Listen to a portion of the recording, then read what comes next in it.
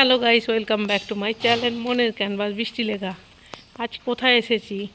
আজ আজই হচ্ছে বাংলা চলচ্চিত্র জগতে এখানে শুটিং হতো যখন মানে ব্ল্যাক অ্যান্ড হোয়াইট সব সিনেমাগুলো ছিল, যেমন উত্তম কুমার, সুচিত্রা সেন, সুপ্রিয়া দেবী সবাই শুটিং করেছিল। আমি অতটা জানি না, অনেক সিনেমা শুটিং হয়েছে বাট অতটা জানি না। আমি পরে তোমাদের সঙ্গে শেয়ার করব। আগে আশেপাশের জায়গাটা তোমরা দেখো। এই সব জায়গাতে উত্তম কুমার থাকতো, সুচিত্রা সেন থাকতো, এটাই তোমাদের শেয়ার করছি, দেখো একটু গাইস। এইটা হচ্ছে এন্ট্রি, এখান থেকে এলো। এ দেখো, এইটা হচ্ছে দালান। এইখানে সব ঘর, এখন এখানে কেউ থাকে না, ঠিক আছে। এখানে এখন সব ভাড়া আছে। আর এখানে ওপরে দেখো, ওপরে সব যাওয়া যাবে না আশা করি। এ দেখো ওপরটা দেখে নাও, আর তিনতলাও আছে। এই সব ঘর, এই কোন ঘরটাতে উত্তম কুমার থাকতো আমি জানি না, কিন্তু এই ঘরগুলোর মধ্যে যে কোনো একটা ঘরে উত্তম কুমার থাকতো, সুচিত্রা সেন থাকতো। পরিবেশটা খালি দেখে না। এখানেও শুটিং হয়েছে, এই জায়গাতেও শুটিং হয়েছে। এখন সব কেউ না থাকার কারণে এখানে সমস্ত বন জঙ্গল হয়ে গেছে বেসিক্যালি। এইসব দেখো, এই সব জায়গাতেও কিন্তু শুটিং হয়েছিল কেউ না থাকাকালীন। এই জায়গাতে সব বন জঙ্গল হয়ে গেছে।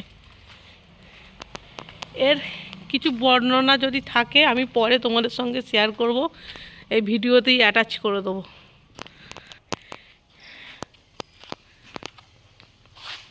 চলো তাহলে ওই দিকের এটাও শেয়ার করছি জায়গাটা তোমাদের সাথে। তবু তো পা রাখছি, যেখানে উত্তম কুমার পা রেখেছিল আমিও তো পা রাখতে পারছি, এটাই আমার কাছে অনেক ভাগ্য। চলো।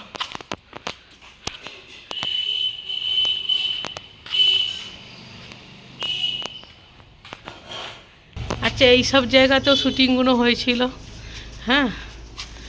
আর এই যে এখানেও একটা বাগান ঘর ছিল, এখানেও শুটিং হতো কেউ না থাকাকালীন। এইসব জায়গা কি অবস্থা হয়ে গেছে, খালি মানে জায়গাটা কত সুন্দর, বাট না থাকাকালীন সব মানে বন জঙ্গল হয়ে গেছে। আমি ভেতরে ঢুকে দেখাতে পারতাম, বাট কোথায় সাপ পড়ে আছে, ওই জন্য আর রিস্ক নিলাম না। চলো, এখনও দেখো এই জিনিসটা কেমন হয়ে গেছে।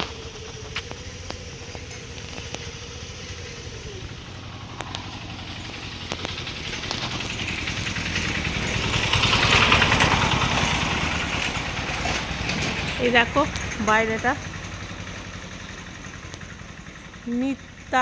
নিত্যকিরণ ভবন, এটা হচ্ছে বাইরে। মানে ভাবা যায় না এখানে এসে বাংলা চলচ্চিত্র শুটিং হতো।